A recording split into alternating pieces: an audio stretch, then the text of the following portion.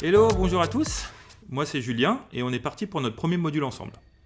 Dans cette vidéo, on va apprendre le concept très important de la segmentation, ou comment identifier ses clients cibles, en se focalisant sur la segmentation du marché, en faisant quelques exercices pratiques bien sûr.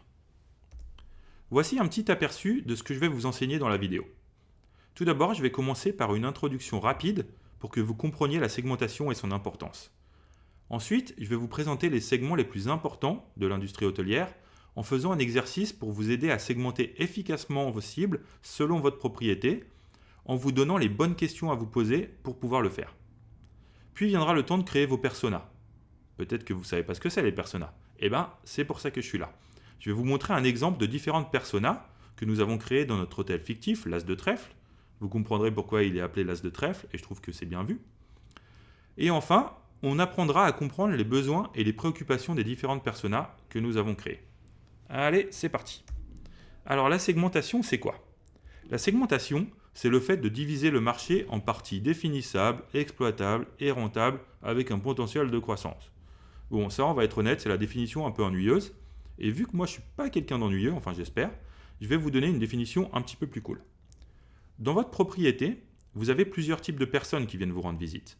Il y a des personnes plus âgées que d'autres, il y a des personnes qui viennent en couple, d'autres qui viennent en famille avec 2 adultes, 2 enfants, il y a des personnes qui viennent pour une conférence, ou il y en a d'autres qui viennent juste voir un concert ou un match de catch. Oui, il monte sur la 3e corde.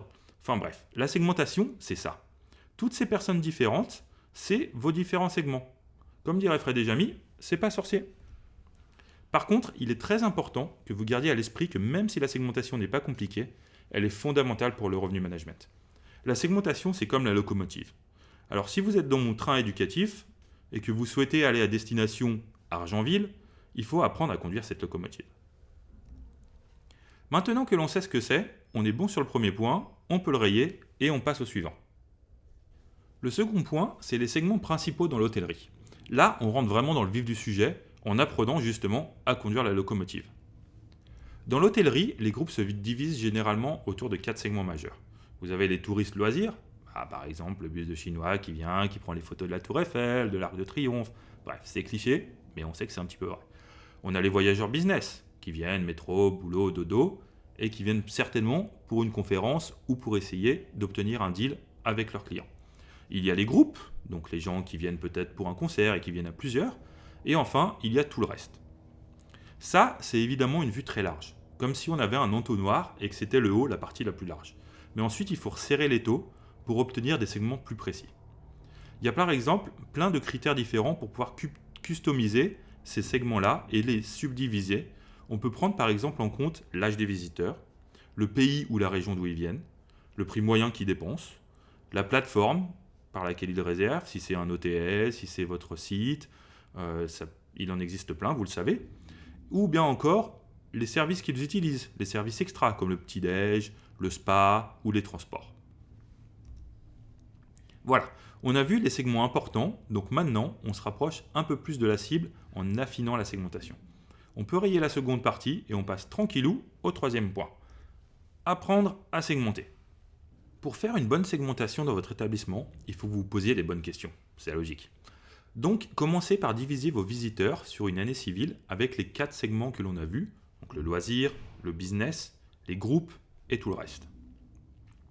Bien évidemment, il faut que ces segments soient adaptés à votre établissement. Si vous n'avez aucun touriste d'affaires qui vienne chez vous, ne mettez pas le segment business. Utilisez un autre segment qui représenterait mieux votre établissement. Cette première division vous fera des segments avec encore beaucoup de monde dedans.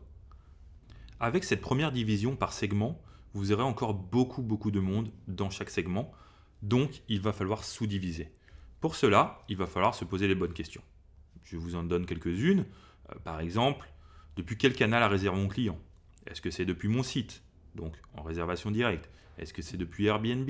Est-ce que c'est depuis Booking, etc. Quel a été le coût d'acquisition?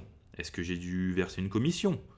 Est-ce que par exemple j'ai dû utiliser un budget publicitaire? Combien est-ce que le client a dépensé? Est-ce qu'il a eu droit à une remise? Est-ce qu'il a profité d'une promotion? Est-ce qu'il a payé des services additionnels? À quelle période a-t-il réservé? Est-ce que c'était pendant des vacances? À Noël, à Pâques? Est-ce que c'était pour un long week-end? Est-ce que c'était pendant l'été? Vous avez encore le cycle de réservation, c'est-à-dire combien de temps avant le séjour est-ce que ce client a réservé? Est-ce que c'était une réservation last minute? Est-ce que c'était une réservation qui était prévue plusieurs mois à l'avance? Vous avez la durée du séjour aussi que vous pouvez vous poser comme question. Est-ce que c'était un séjour d'une nuit, un séjour de 3 jours, de moins, d'une semaine, de plus d'une semaine? Enfin bref, vous avez plusieurs questions à vous poser. En règle générale, il est conseillé d'ailleurs de créer un segment spécifique pour votre établissement si un groupe de visiteurs génère entre 8 et 15% de votre chiffre d'affaires. Donc, un exemple concret, si on prend un visiteur businessman qui vient de Londres avec son petit costume très coloré, vous pouvez segmenter Business Londres. Mais si ce segment est encore très important, il va falloir le sous-diviser. Dans ce cas-là, vous pouvez avoir des segments Business Londres 20-30 ans. Un autre segment, Business Londres 30-40 ans. Encore un autre, Business Londres 40-50 ans. Bref, vous comprenez le système. Maintenant que vous avez tous ces détails en tête, je vais vous demander de prendre un papier et un stylo pour passer à l'exercice. Prenez le document que je vous ai fourni, qui se prénomme Exercice module 1 chapitre 1, qui va vous permettre justement de faire l'exercice. Il faut que vous indiquiez, donc dans chacun des segments, changez le segment, comme je vous l'ai dit, si vous n'avez pas de clientèle business, prenez un autre nom de segment qui sera plus adapté pour votre établissement. Il faut que vous indiquiez tous les clients qui ont réservé chez vous l'année passée et en les mettant dans le bon segment. Une fois que vous avez les 4 segments plus ou moins remplis, vous pouvez peaufiner la segmentation justement en répondant aux questions que nous avons vues un petit peu plus tôt. Cela va vous permettre par exemple de créer des sous-divisions, comme vous le voyez ici, avec notre segment majeur loisirs et des sous-divisions.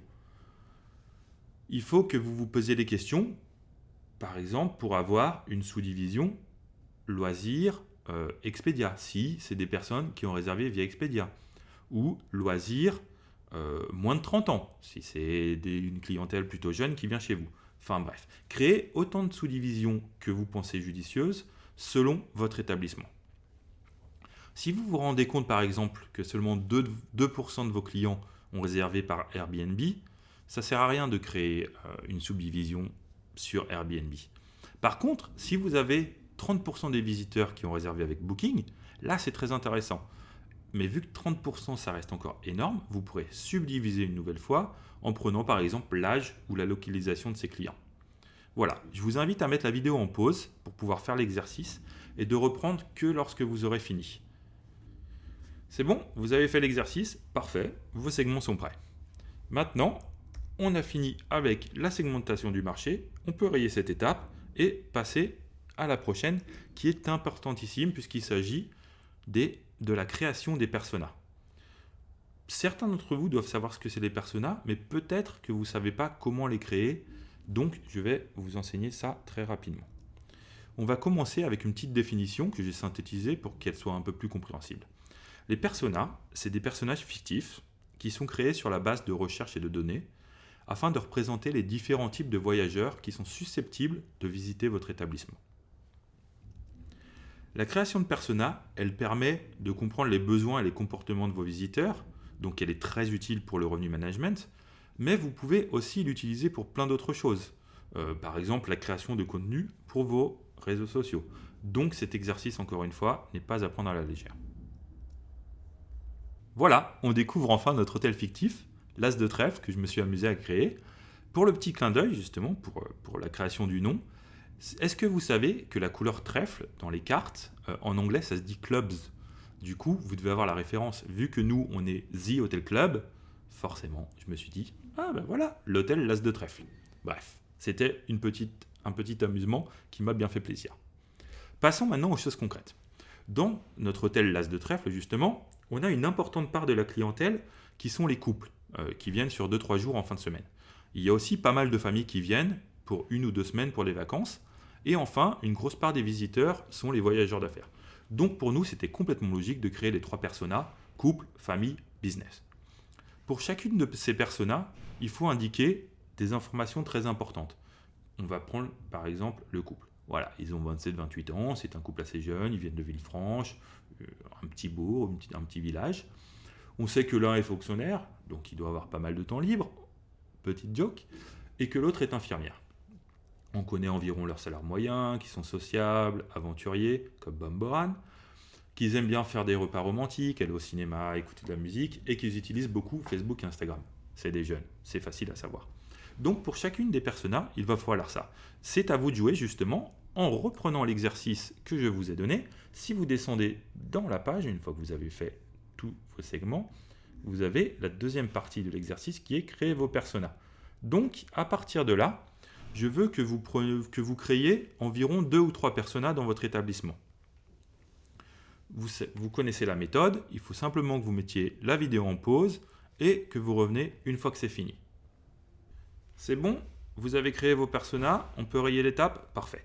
On va passer au prochain point. Le prochain point, c'est un peu une continuation des personas justement, puisqu'on va se pencher sur les besoins et les préoccupations de chacune de ces personas.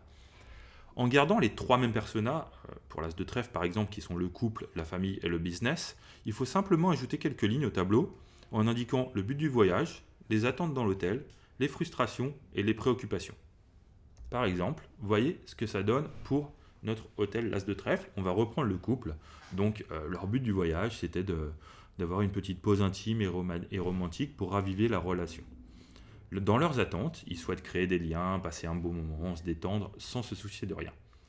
Au niveau des frustrations, c'est là que c'est intéressant, on voit qu'ils étaient frustrés avec l'isolement lors du Covid et parce que leur voyage d'anniversaire a été annulé. Donc les préoccupations, c'est que à cause d'une baisse de salaire certainement due au Covid, ils souhaitent un voyage à un prix abordable et ils ont peur d'être limités dans les déplacements ou les activités. Là, c'est clairement des personas qui ont été beaucoup impactés par le Covid, donc c'est facile de connaître leurs attentes et leurs préoccupations. Encore une fois, c'est un exercice, c'est à vous de jouer. Donc reprenez le petit document, vous voyez, vous avez au début juste les infos basiques sur les personas, mais en dessous, j'ai rajouté les 4 points, le but du voyage, l'attente dans l'hôtel, la frustration et les préoccupations. Donc faites de même pour vos 3 personas qui sont propres à votre établissement. Mettez la vidéo en pause, faites l'exercice et retrouvez-moi juste après. C'est bon, vous avez fini l'exercice, parfait, c'était le dernier exercice de la vidéo, c'était également le dernier point, donc on en a fini avec la segmentation de marché et les personas. C'est pas forcément un aspect très complexe, la segmentation de marché, mais c'est très très important pour le revenu management. Par contre, petit warning, bip bip bip bip, ne passez pas à la prochaine vidéo sans avoir fait tous les exercices, sinon ce serait complètement contre-productif. Voilà, on se retrouve dans la prochaine vidéo pour continuer avec la segmentation, mais cette fois au niveau du produit, puisque ce sera la segmentation de vos chambres. Merci, à bientôt.